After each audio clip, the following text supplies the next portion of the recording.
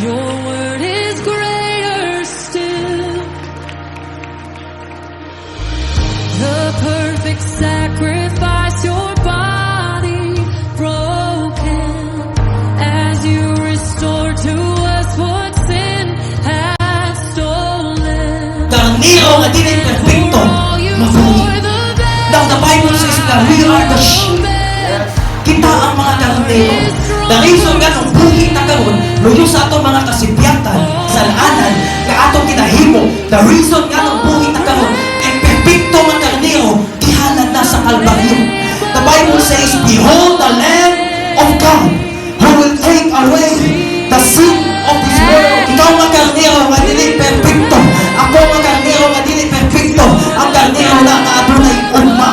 Ang karniro lang nga adunay paglaot. Kanuman mga igsoon, kay ang perfecto nga karniro, gihalad na dito sa Kalbaryo. That's why sundian ka ikaw. Ay ang undang sa pagpangalagan. Kaundang sa imong kapakiyasan. Ay ang undang sa pagpangalagan. Kaundang sa imong kasimpiyanan. Ako na kay ugma.